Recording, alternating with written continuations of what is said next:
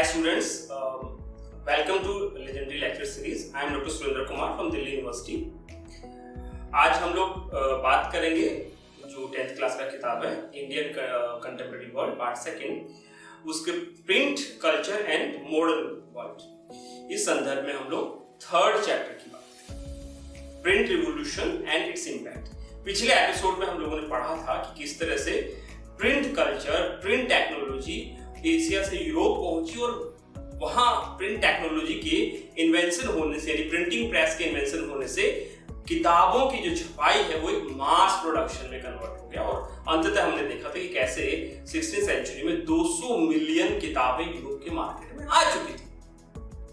तो इतने बड़े पैमाने पे किताबों का आना, जैसे कि हम लोगों ने बात की थी, निश्चित तौर पर किताबें खरीदने वाले भी थे, पढ़ने वाले भी थे और ये कारवां बढ़ रहा था। जब हम थर्ड चैप्टर की बात करते हैं, print revolution and its impact, तो आप जैसे चैप्टर खोलेंगे इसमें पिक्चर नंबर 10 आप देख पा रहे हैं। जब पिक्चर नंबर 9 को आप देख रहे हैं तो आप क्या देख रहे हैं? आप देख रहे हैं कि जो प्रिंटिंग प्रेस है उसको एक गॉडेस नीचे लेके आ रही है, वो स्वर्ग से नीचे उतर रही हैं और जो प्रिंटिंग प्रेस है वो उन्होंने पकड़ रखा है और उनके राइट साइड में गॉडेस मिनर्वा है, ज्ञान की देवी है, और उनके लेफ्ट साइड में जब आप देख रहे हैं is mercury the messenger of the God. तो जो कल्पना है 16वीं सेंचुरी में, यानी कि यूरोप प्रिंटिंग मशीन को किस तरह से देख रहा है, उसकी जो उच्चतम कल्पना है उसमें आप देख रहे हैं कि प्रिंटिंग प्रेस को भगवान का गिफ्ट यानी ईश्वर का गिफ्ट बताया गया है। और जब वो धरती पे आ रहे हैं तो आप पिक्चर 9 में देख रहे हैं कि नीचे कुछ लेडीज बैठी हुई है जिनके हाथ में कुछ पोर्ट्रेट्स हैं। ये उन लोगों के फोटो हैं जिन्होंने प्रिंटिंग मशीन को फैलाने में, बढ़ाने में, स्थापित करने में योगदान दिया था। उसमें आपको जोहानस गुटेनबर्ग का भी एक पिक्चर नजर आ रहा है। तो ये तो वो नजरिया है प्रिंटिंग प्रेस की तरफ जो यूरोप 16वीं सेंचुरी में रखा। अब आप पिक्चर 10 की तरफ देखिए, ये भी यूरोप का ही पिक्चर है, लेकिन इस पिक्चर में हमें क्या नजर आ रहा है? ये पिक्चर आपको दर्शा रहा है कि इसमें प्रिंट कारखाना नजर आ रहा है, प्रिंट में काम करने वाले वर्कर्स हैं और पब्लिशर एक तरफ बैठा हुआ है। लेकिन इस पिक्चर को मैकबेडास के रूप में आप देखेंगे नीचे नोट दिया हुआ है, यानी कि अंदर ह्यूमन स्केलेटन्स यानी कि गोस्ट के रूप में कुछ ऐसे तत्व नजर आ रहे हैं जो प्रिंटर्स को, वर्कर्स को काम करने नहीं दे रहे।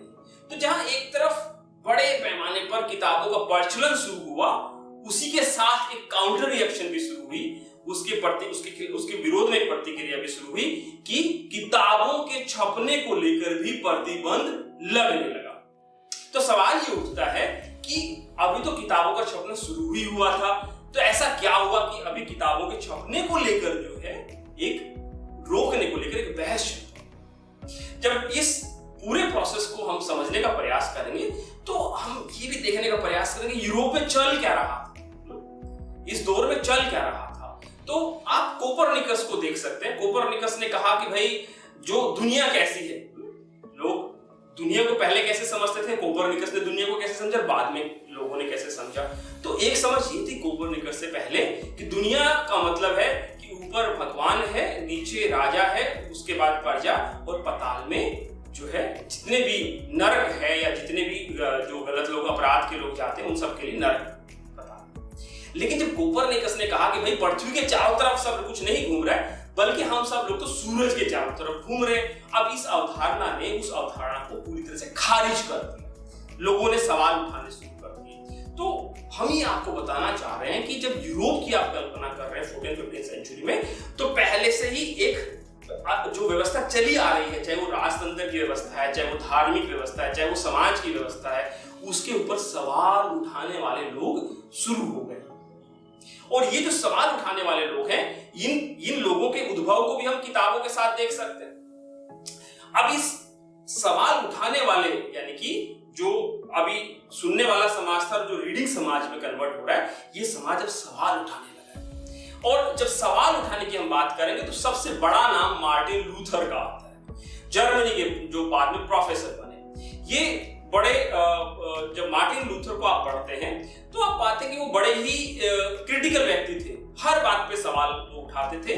और जब वो यूनिवर्सिटी ऑफ एर्फर्ट में पढ़ने के लिए गए 1505 में, उन्होंने वहां से मास्टर डिग्री प्राप्त की, तो उन्होंने कहा कि यूनिवर्सिटी कुछ भी नहीं है, तो बियर हाउस है। उन्होंने सीधा सीधा कह दिया। और उनको यूनिवर्सिटी अच्छी नहीं लगी क्योंकि बच्चों को क्या अच्छा नहीं लगता, उनको सुबह 4 बजे उठा दिया जाता था और 4 बजे उठा के जो पढ़ाई करवाई जाती थी उनको कभी भी पसंद नहीं आया। उन्होंने कहा कि ये बियर हाउस है और यहाँ जो पढ़ाया जाता है वो रटने वाली चीज पढ़ाई जाती है। उन्होंने उसकी बिल्कुल ही आलोचना की। वो अलग बात है कि उन्होंने वहां से डिग्री भी ली, वो डॉक्टर भी बने।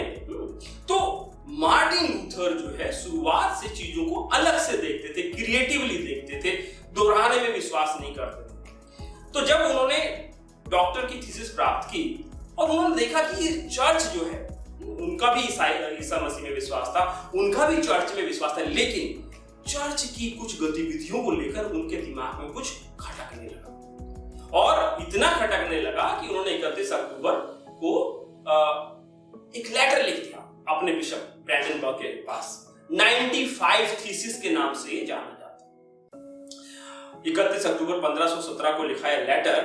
ये अपने आप में क्रांति बना क्योंकि इन्होंने सवाल उठाए चर्च की गतिविधि के ऊपर, पादरियों की गतिविधि के ऊपर। उनको ईसा मसीह पे समस्या नहीं थी, उनको उनके विचारों पे समस्या नहीं थी, लेकिन उनके विचारों के नाम पे जो चर्च के लोग करते आ रहे थे उस पे उन्होंने सवाल उठाया।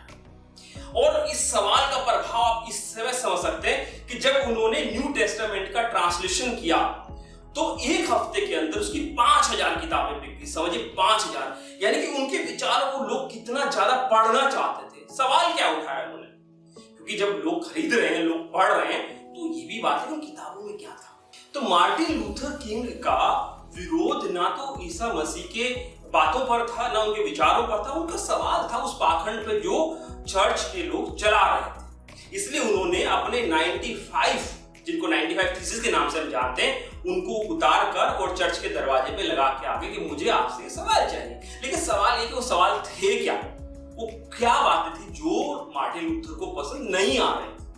तो चर्च का एक बहुत बड़ा अधिकार था इंडल्जेंस, यानी कि चर्च किसी भी अपराधी को जिसने पाप किया है उससे कुछ पैसे लेकर और उसको यह आश्वासन देता था कि तुम्हें नर्क में पापों से मुक्ति मिल जाएगी। मार्टिन लूथर किंग ने कहा कि यह चर्च के अधिकार क्षेत्र में नहीं है। मार्टिन लूथर ने कहा कि ईसा मसीह खुद ने दुनिया के लिए पीड़ा सहन की, इसलिए जिसने भी अपराध किया उसको खुद ही इसका पछतावा करना होगा, चर्च के पास इसका कोई अधिकार नहीं है। एक, उन्होंने ये भी कहा कि चर्च का नरक के ऊपर कोई भी कंट्रोल नहीं। दो, उन्होंने ये भी कहा कि चर्च के पास इतनी ज्यादा संपत्ति है कि चर्च को जरूरत क्या है कि वो लोगों से पैसा इकट्ठा करे और नए चर्च की स्थापना करे। और इसके अलावा चौथा, मार्टिन लूथर किंग ने कहा कि सबसे ज्यादा जरूरत है चर्च को कि वो लोगों की सहायता करे, गरीबों की सहायता करे। यानी कि मार्टिन लूथर किंग चर्च को एक नई दिशा देना चाहते थे। मार्टिन लूथर किंग चर्च को एक सामाजिक दिशा देना चाहते थे, यानी कि चर्च केवल धार्मिक काम में इन्वॉल्व ना रहे, उसका एक सामाजिक पक्ष भी है, वो समाज की तरफ भी जाए। और उन्होंने कहा कि printing is the ultimate gift of the God and the greatest one. तो इस संदर्भ में प्रिंटिंग को, क्योंकि प्रिंटिंग ने नए विचारों को फैलाने का काम किया, तो मार्टिन लूथर किंग ने प्रिंटिंग को गॉड का गिफ्ट। तो मार्टिन लूथर के साथ साथ में हम देखते तो जहां मार्टिन लूथर किंग एक संपन्न परिवार से आते थे, उनके पिता भी पढ़े लिखे थे, लेकिन जब हम डोमेनिको मुनिको को पढ़ेंगे, वो एक मिलर थे, एक आम आदमी थे, लेकिन उन्होंने भी जब किताबें पढ़ी, उन्होंने भी जब रोमन कैथोलिक चर्च के बारे में पढ़ा, उन्होंने भी जब धर्म के बारे में पढ़ा, तो उनके मस्तिष्क में भी कुछ सवाल आए कि धर्म क्या है, चर्च क्या है, और उन्होंने भी सवाल उठाने शुरू किए। उन्होंने कहा ये बैप्टिज्म क्या होता है। जैसे कि ईसाई धर्म स्वीकार करते हैं जो जल संस्कार होता है उसे हम बैप्टिज्म कहते हैं। तो उन्होंने कहा कि जब भगवान ने इंसान को पैदा किया है तो उसका बैप्टिज्म तो ऊपर ही हो जाता है, तो उसे नीचे आने के बाद बैप्टिज्म करने की क्या जरूरत है। मैनेक्यू ने कहा कि जो मरे हुए लोगों के लिए हम कर्म कांड करते हैं उससे ज्यादा जरूरत है कि जो जिंदा लोग हैं उनके लिए हम कुछ करें। और चौथा उन्होंने बताया कि पुजारी जो वर्ग है वो किसानों के लिए शोषण करने वाला वर्ग है। अब मैनेक्यू ने कोई ऐसी बातें नहीं कही थी जो आपत्तिजनक हो, उन्हें ईसाइयत से समस्या नहीं थी, उन्हें ईसा के विचारों से समस्या नहीं थी, लेकिन उन्हें उन लोगों से समस्या थी जो कहीं ना कहीं चर्च में एक ऐसा काम कर रहे थे जो उन्हें उनकी नजर में समाज के विरुद्ध था। परिणाम क्या हुआ? डोमेनिको को 1583 में जेल हुआ, 20 महीने जेल में रहे। 20 में बने जेल में रहने के बाद 1586 में वो बाहर निकले। जब बाहर निकले तो मैनेक्यू को जो कपड़े पहनने होते थे उस कपड़े के ऊपर उन्हें ऐसा कपड़ा पहनना होता था जिसमें क्रॉस को जलता हुआ दिखाई दिया जाए, ताकि ये जलता हुआ जो क्रॉस होता था वो इस बात का परिचायक होता था कि मैनेक्यू ने कोई अपराध किया है और वो एक अपराधी है। तो कहने का मतलब ये हुआ कि जो प्रिंट रिवॉल्यूशन है उसने ऐसे ऐसे विचारों को जन्म दिया जिसको रोमन कैथोलिक चर्च या पोप ने जो हेरेटिक यानी कि जो धर्म से विरुद्ध या धर्म के खिलाफ खड़े। और आपको ये बात जान के कि अंततः मैनेक्यू का क्या हुआ, मैनेक्यू ने फिर भी अपनी बातों को जारी रखा, अपने विचारों को फैलाते रहे और अंततः 1599 में उनको जिंदा जला दिया गया। तो एक तरफ हम देख रहे हैं कि नए नए विचार आने के साथ में जब लोगों ने सवाल उठाने शुरू किए धर्म के ऊपर, राज्य के ऊपर, समाज के ऊपर, तो उन विचारों को दबाने के लिए तो लगभग 1588 में आप देखेंगे कि चर्च ने ये व्यवस्था की कि उन किताबों की सूची बनाई जाए जो प्रतिबंधित हैं, यानी कि बाजार में वो किताबें सर्कुलेट ना हो या वो किताबों को कोई बेचने का काम लगे जिसे चर्च ने पाबंदी की है। अब अगर इसी किताब में आप बॉक्स ए देखते हैं तो उसमें इरेज्मस ये कैथोलिक ह्यूमैनिस्ट के नाम से जाने जाते हैं, क्योंकि जब 16th सेंचुरी के यूरोप का आप देख रहे हैं तो वहां पुनर्जागरण भी हो रहा है, पुनर्सुधार भी हो रहा है, वो भी चर्च के कर्मकांड के खिलाफ हैं, वो भी रिफॉर्मेशन की बात करें। लेकिन उस बॉक्स में क्या दिया हुआ कि इरेज्मस ने लिखा कि किताबें इतनी ज्यादा फैल रही हैं, इतने बड़े पैमाने पे सर्कुलेट हो रही हैं कि जो स्टैंडर्ड होता है किताबों का वो गिर रहा है।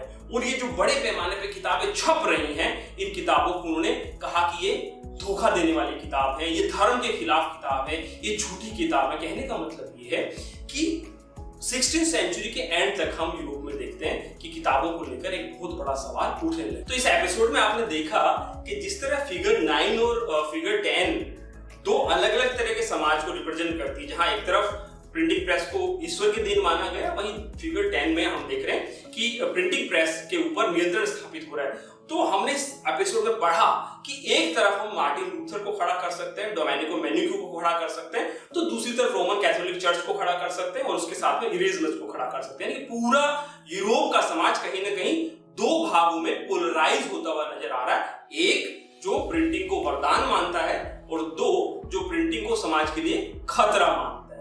ये अपने आप में यूरोप में बहुत बड़ी क्रांति थी और इसे हम ये कहते हुए कंक्लूड कर सकते हैं कि इससे कोई एक विचार दूसरे विचार पे हावी नहीं हुआ, बल्कि इन प्रिंटिंग प्रेस के आने से यूरोप में सोचने की नई संभावनाएं पैदा हो गई, क्योंकि जैसे जैसे किताबें बढ़ती गई वैसे वैसे अलग अलग लोगों ने अलग अलग तरह से सोचा और वैसे यूरोप में विचारों की क्रांति का बड़े पैमाने पर शुरुआत हुई। तो I hope you might have enjoyed this video.